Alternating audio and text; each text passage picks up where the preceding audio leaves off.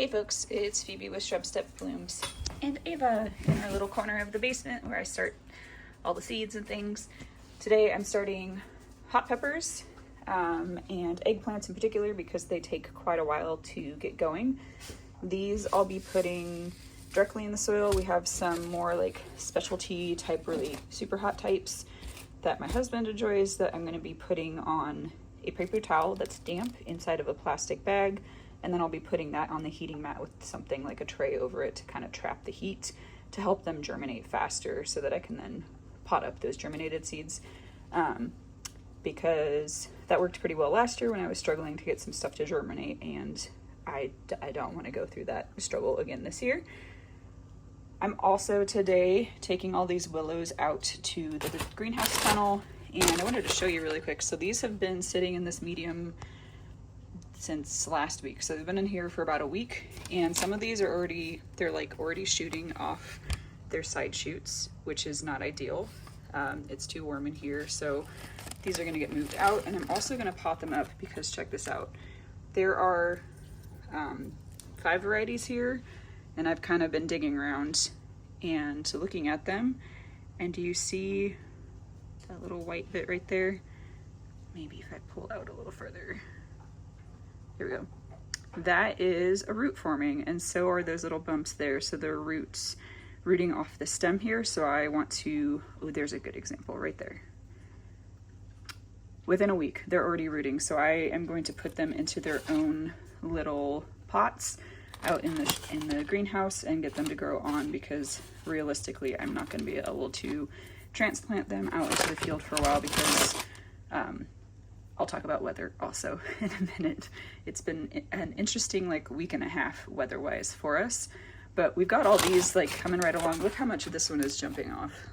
They're really ready to rumble, partially because it is so warm in here compared to outdoors. So the reason I'm moving them outdoors is because we are starting to get warmer weather. It's supposed to be in the 50s this weekend and in the 30s overnight, so they'll be fine. Stuck out in the greenhouse, which is unheated, so there's no additional heat source in there. And then I'm gonna, like I said, pot those up so that they can each root independently. I really honestly thought if 50% of these survive, I'll have a wonderful patch, and now I'm kind of questioning my choices because there are 6 cuttings per bag. There's 6 bags, so that makes 36 bags. Plus I have some little volunteer willows I was gonna throw in that row as well. So I'm gonna have to really consider my spacing. For willows that you use for coppicing, you can space them very closely together. So that's gonna be what I have to do. And we'll go from there. The other thing that I need to do is move these trays out to the greenhouse tunnel as well. So these are trays of ranunculus and anemone corms that I'm getting started. I pre-soaked these, as you do. So if you're not familiar, you typically pre-soak anemone and ranunculus corms before putting them into trays or planting them, however you're going to do that. In my zone, these are just on the cusp of not being winter hardy. I know some other farmers in my area do plant them in the fall and then protect them to overwinter them for early crop, early season flowers, but I am not there yet, and I'm not sure I want to spend my winter babying crops along. So I've just been doing this sprouting and planting in the spring. This year I am going to try to protect them with some row cover to see if that will help extend the season. Check this out. So I did this on Monday. It is currently Thursday, and these guys are sprouting. It might have been Sunday, but either way, it's only been 4 or 5 days. And some of these are already sprouting. So I have 3 different mixes of ranunculus and then 1 different mix of anemones, and there are 6 trays. I did about half of them, so this is 300 or so. So there's about 50 corms per tray, and the objective is to get these to pre-sprout, and then in late May, early April, I will be able to transplant out little plants. And so it's been too cold until recently to have these out in the tunnel because they'll just sit there and rot if they can't sprout. But today is the day. I need the space back. They were just chilling under the table over here, and I need the space because I need space to start seeds, and it's slowly been taken over. That box is full of the rest of the corms that I haven't used, so we can take a look at them. This is for ranunculus. It looks like a little octopus arms with lots of arms. You plant it facing down because you can kind of see here the growth point at the top from last year. And this one, maybe you could wiggle apart once it's been soaked. So these do multiply by division, so they'll send off side growths that you can then turn into additional corms, or if that are additional corms, you don't turn them into anything. Anemones I find a lot more challenging because they look like a dirt clod to me, and some of them it's more obvious which way is up. I think that might have been the growth point from last year. So I did it a little bit on faith-based planting in the trays, and then I'll be able to tell when I pull them out which way they're rooting and hopefully correct anything I did wrong. But really, plants typically are pretty good at finding what direction up is because they really want to grow. So that's what an anemone looks like. This was a box of 250 of the crown mix, and then I had 100 of the pastel techolot. I don't know how to say that word. Ranunculus mix, 200 of just regular mix of the same variety, and then a picotee mix of like pinks and whites of ranunculus as well. So leaning a little more into those soft pinky colors this year. And yeah, a couple of other things to mention before I get to it is I had these stratifying in the fridge. They arrived and I just threw them straight in the fridge. I ended up buying more varieties of plants that are native to like the Midwest and East Coast to try to use for flowers, in part because I had bought baptisia seeds from Prairie Moon and I misplaced them. I have no idea where they are. I'm super frustrated about it. Hopefully they turn up someday, but honestly, like, part of me thinks I might have accidentally thrown them away while I was cleaning or something. I don't know where they went, y'all. Anyway, they have all kinds of different native species of baptisia on their sites, including this cream one that I was really excited about. I didn't have super great luck with germinating last year, so I'm going to try it again this year. I bought quite a few seeds so that even if I have trouble germinating them again, it will be fine and I'll still have plenty of seeds. This just looks really pretty. I have no idea. It was a little bit of a whimsy buy, but that seems like it would be really cute. This is a wild species of phlox, and like an upright tall phlox. Here in the like Great Basin region, we have a lot of like creeping and spreading phloxes, but this species is upright, and I figured why not try it. I love monardas, so I just bought more, and then we've got a couple different other baptisias as well. And I started baptisia from seed last year. I started 3 or 4 different varieties. The blue wild type did super well. The yellow did okay, so I bought a few more yellow, and then the white did okay, so I bought more white, and the cream did the worst, I guess. And I want to be clear, I think it's user error. I don't think it's on them. I think their seeds are great. And they, as with all things I talk about, nobody knows who I am. This is just where I'm getting stuff. So if you all are interested in poking around on their website, that's something you can do as well. And then for the peppers, I had a kind of Peppergate experience last year. So on the like crinkle here, in that I bought what were supposed to be Bolivian rainbow pepper seeds.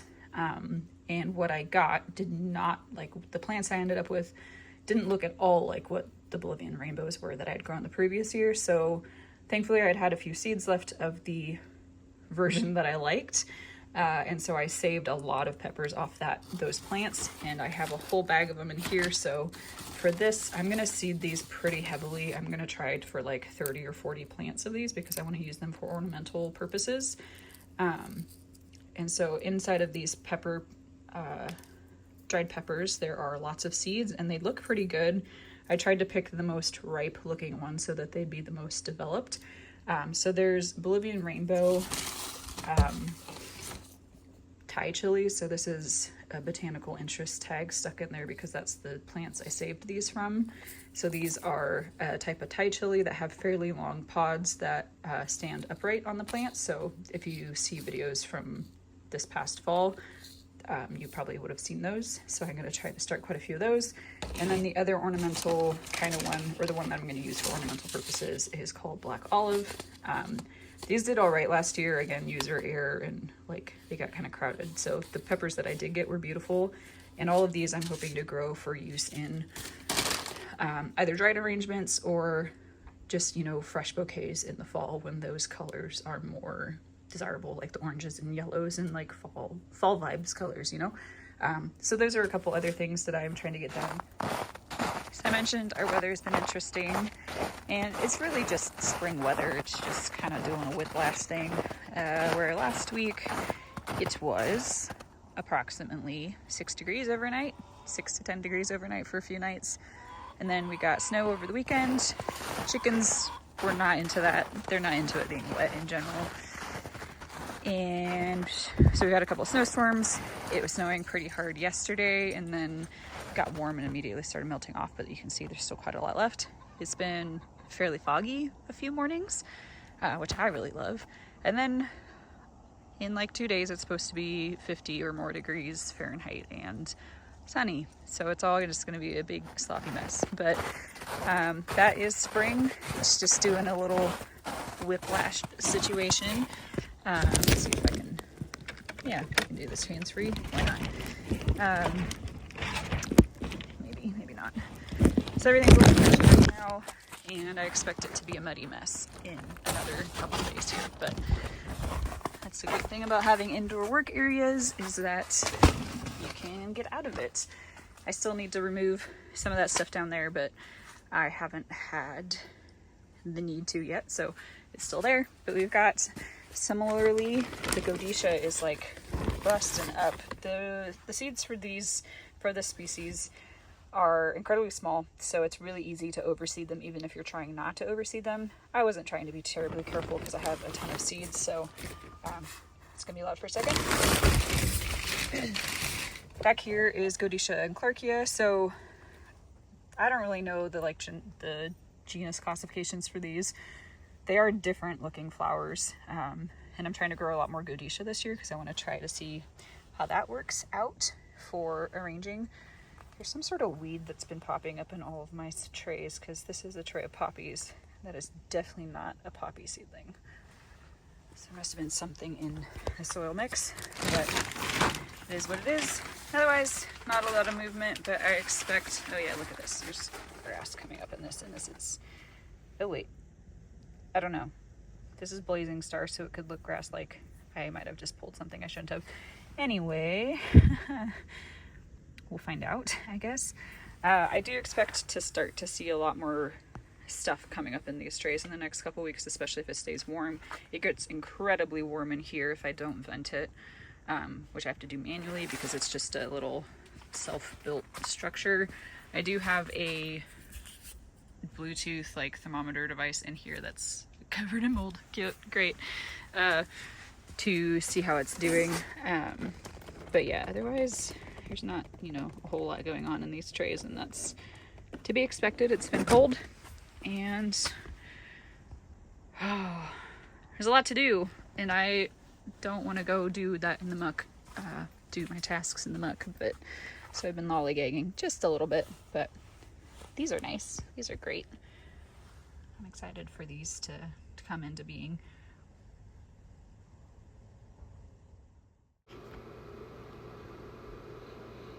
I started out by filling a bunch of tubes for the willows. Those I think are like 40 deciliter or something. I don't totally know the measurements for those. I'd gotten them to try to do oaks in, but then I got even bigger ones to do oaks in. So I did use a little bamboo pole to make a kind of post hole in there before shoving all the willow stakes in. And then once I got those all done, I covered them with a bit of plastic just to keep the moisture in. Got those couple trays seeded with the baptisia and those other seeds I was talking about earlier that I had been stratifying in the fridge. And that was it. It was a little too hasty when I was checking earlier. There's a sweet pea. coming up, starting to sprout. And then over here where I pulled out the weeds that I said definitely weren't poppies, there are actual poppies germinating. So that's really exciting. So we've got, it looks like a couple varieties of breadseed poppies that are coming up. And again, some weeds. This really must have been some kind of contaminated. I bet I reused soil. That's probably what happened. There's another one that's not a poppy. Poppies look a little grass-like when they come up. They just are really skinny. So that's exciting. There's definitely more weeds back here, but also lots and lots of poppies. Who is this? Oh, this is all Shirley type of poppies, I think. But that was a pretty exciting find, this little sweet pea here. And there's another one here. You can kind of see the outer casing has started to crack open and germinate. Oh, here's a nice one too. Where is it? It's so hard for me to gauge. There we go. You see that root coming out? I'm actually going to spin that one around a little bit. Or cover it up a little bit so that the root can grab onto something. But that's super exciting. We're going to have lots of sweet peas, lots of godetia. Oh, I'm so ready. If you can't tell, I'm so ready. The 2 trays I just did are down there, labeled ready. I need to cover them with something so they don't dry out, but I gave them a quick spritz of water with that. And now I need to go back inside and get the other stuff done. So I came back in and then started doing those pepper seeds that I was talking about, putting in bags to get them kind of jump started and germinated before I put them into a tray. So those are all the kind of super hot peppers. And then I went on to fill the trays that are stacked there with pepper seeds and eggplant seeds and pumpkin on a stick seeds. If you haven't seen that plant before, I highly recommend Googling it. And I didn't film the whole thing because I imagine it's fairly tedious to watch, and I wanted to listen to a book on my phone, so I did. Anyway, thanks for watching. I hope you have a wonderful rest of your day.